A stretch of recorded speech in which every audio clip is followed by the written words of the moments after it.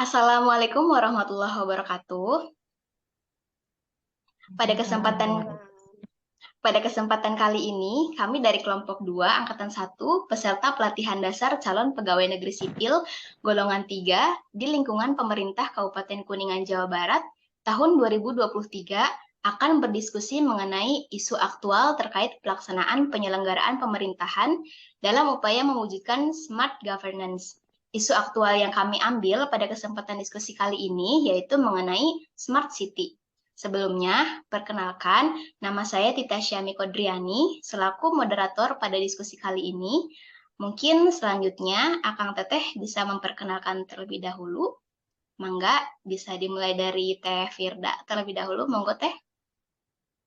Assalamualaikum warahmatullahi wabarakatuh. Saya Apoteker Firda Wiliani Devi, bertugas di UPTD Puskesmas Pancalang. Terima kasih. Sama-sama Teh. Mangga selanjutnya. Assalamualaikum warahmatullahi wabarakatuh. Saya Waalaikumsalam. Melinda Firdayanti. Saya bertugas di Puskesmas Mandirancan. Mangga Kang Agung. Oke, terima kasih. Perkenalkan, nama saya Agung Riana, asal instansi dari Sekretariat Daerah NDH 28. Terima kasih. Mangga Teh Sri. Assalamualaikum warahmatullahi wabarakatuh. Perkenalkan, nama saya Sri Wijayanti, saya apoteker dari UPTD Puskesmas Luragu. Baik, terima kasih Teh Sri. Baik, terima kasih Akang Teteh. Baik, terima kasih Akang Teteh semuanya atas perkenalannya.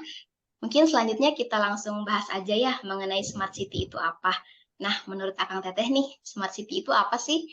Mungkin boleh dibahas dari Teh Melinda dulu. Mangga Teh. Terima kasih, Nentita. Menurut saya, Smart City itu merupakan wilayah kota yang telah mengintegrasikan teknologinya seperti informasi dan komunikasi dalam tata kelola sehari-hari. Tujuannya itu untuk mempertinggi efisiensi, memperbaiki pelayanan publik, dan meningkatkan kesejahteraan masyarakatnya. Itu sih menurut saya. Baik, terima kasih Teh Mel. Mungkin selanjutnya Teh Sri, monggo Teh Sri. Kalau menurut saya, Smart City itu merupakan program dari pemerintah dengan konsep desain yang menguntungkan komunitas, terutama dalam memanfaatkan sumber daya yang ada agar efektif dan efisien ya.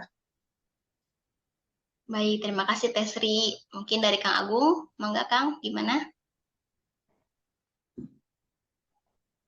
Kalau dari saya, Smart City itu kota atau suatu wilayah di mana pengembangan dan pengelolaannya itu menerapkan inovasi yang berkelanjutan, juga memperhatikan keseimbangan antara ekonomi, sosial, dan juga lingkungannya.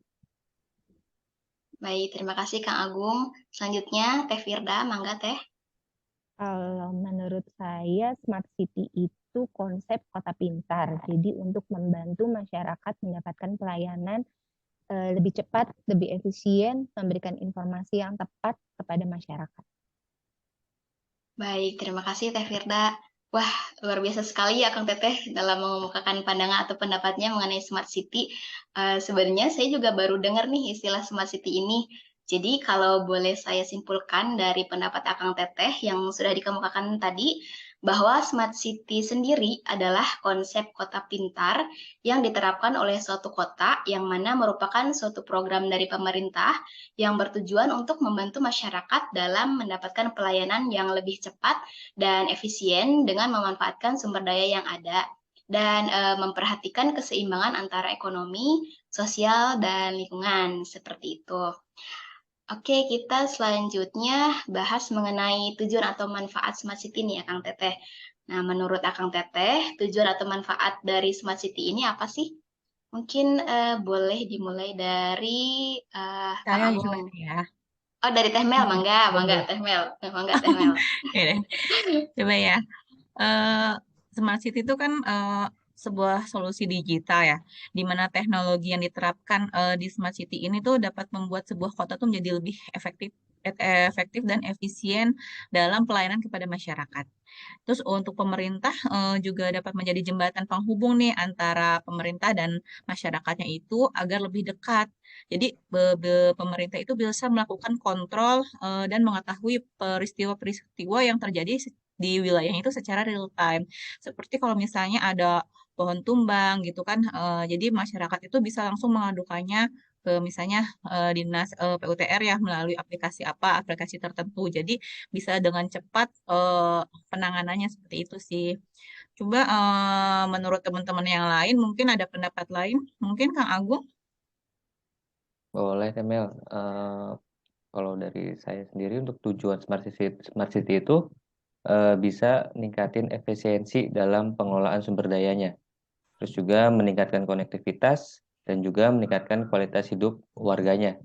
Tentunya melalui layanan publik yang lebih baik dan juga udah tersedia secara luas. Seperti itu, Temel. Mangga mungkin Tesri. Hampir sama ya Kang Agung. Saya setuju dengan pendapat Kang Agung bahwa dengan adanya Smart City kita bisa berbagi informasi dengan publik dan memberikan kualitas layanan pemerintah dan kesejahteraan bagi warga agar lebih baik lagi gitu.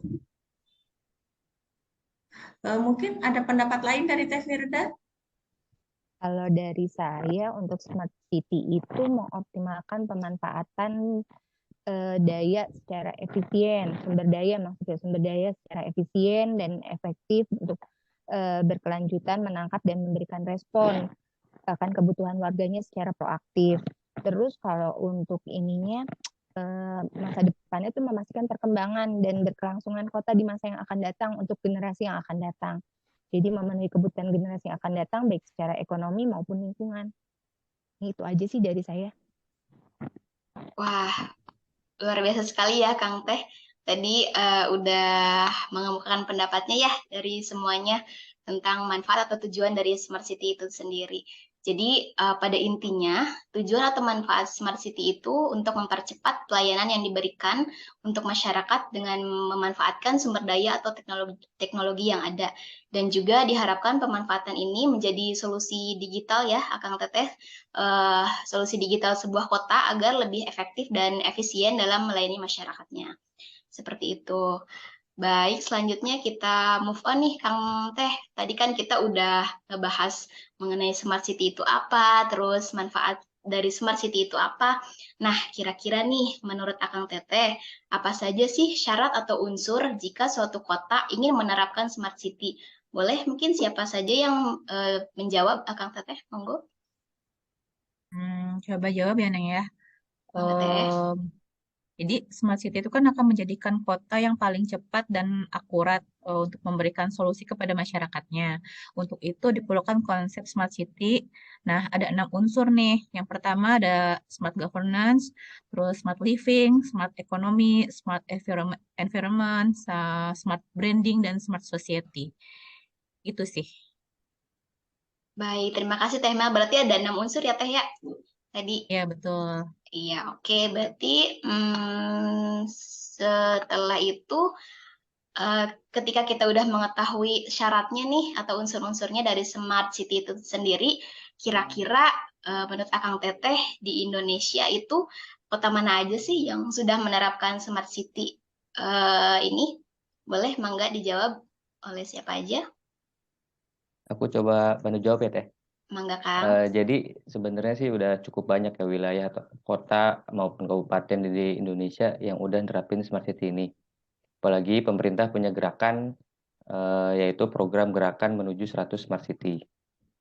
Nah, beberapa kota dan kabupaten yang sudah menerapkan Smart City ini contohnya kayak Kota Bandung, Kota Cirebon, Kabupaten Sleman, Kota Semarang, dan lain-lain. Nah, termasuk juga tempat kita mengabdi sekarang, yaitu Kabupaten Kuningan, yang mana pada bulan Desember 2022 kemarin itu, Kabupaten Kuningan berhasil mendapat penghargaan gerakan menuju Smart City dari Kominfo. Mungkin itu, Teh Tita. Oke, terima kasih Kang Agung. Wah, ternyata banyak juga ya kota-kota di Indonesia yang udah nerapin Smart City ini. Tadi kata Betul. Kang Agung juga kota tempat kita mengabdi ya Kang ya. Sekarang juga udah termasuk yaitu Kabupaten Kuningan. Nah, mungkin Akang Teteh boleh berikan contohnya mengenai Smart City ini yang sudah diaplikasikan mungkin ya di Kabupaten Kuningan ini. Mangga dari siapa dulu nih, Kang Teh? Dari aku deh, Dari Teh dari Firda, pertama ya, monggo Teh. dari ini smart governance. Jadi definisinya itu tata kelola kota yang pintar serta tata pamong pemerintahan daerah yang cerdas, mampu mengubah pola-pola tradisional birokrasi sehingga menghasilkan bisnis proses yang lebih cepat, efektif, efisien, komunikasi, dan selalu melakukan perbaikan. Contohnya kalau di Kuningan tuh ada dari Distrik Capil, namanya aplikasinya si Pandu. Jadi ini tuh memudahkan biar kita sebagai warga, apalagi yang rumahnya jauh nih, yang di pinggiran-pinggiran kota Kuningan, biar nggak perlu datang lagi nih untuk ke sana, ke Distrik Capilnya. Jadi kita bisa ambil nomor antrian, melakukan permohonan dari aplikasi Spanduk ini. Gitu, Kang Teteh. Baik, terima kasih Teh Firda. Mungkin ada contoh lain lagi, Kang Teteh? Mau dari Teh Mel, mangga Teh Mel? Coba untuk smart living ya. Smart living ini kan merupakan unsur dari smart city yang menjamin kelayakan taraf hidup masyarakat berdasarkan pola hidupnya, terus kelayakan kesehatan dan kelayakan moda transportasi. Nah, untuk mendukung mobilitas tentunya ya. Di Kabupaten Kuningan ini sudah ada penerapan smart living, ada pada dinas sosial. Jadi Dinsos ini punya aplikasi namanya itu Si Nyaman Dinsosku. Akronimnya itu dari sistem pelayanan mantap untuk masyarakat dari dinas sosial. Aplikasi ini tuh digunakan untuk kepengurusan misalnya kalau untuk membuat surat keterangan miskin, untuk pembuatan jam kesda, terus pembuatan rekomendasi untuk KIP, Kartu Indonesia Pintar. Nah, nanti ini untuk apa sih sebagai syarat ya rekomendasi ini tuh dikirim ke Kemendikbud. Itu sih contohnya. Mungkin masih banyak lagi ya. Ada smart society mungkin atau smart eh, Smart smart branding. ekonomi ya. Smart branding bisa. Smart branding ada di mana tuh Teh? Smart branding dinasnya. Ada di Diskominfo kalau smart branding. Contohnya aplikasi Kik Kuda Siwindu, Kuningan Cerdas Aplikasi Transportasi Kehidupan Baru. Definisinya, smart branding itu kan sebuah inovasi dengan memasarkan daerahnya sehingga mampu meningkatkan daya saing serta mampu menarik partisipasi baik dari dalam daerah maupun luar daerah, pelaku bisnis dan investor untuk mendorong percepatan pembangunan daerahnya. Jadi melalui aplikasi Kik Kuda Siwindu ini, Kuningan akan lebih mengetahui dalam berbagai hal informasi dan layanan.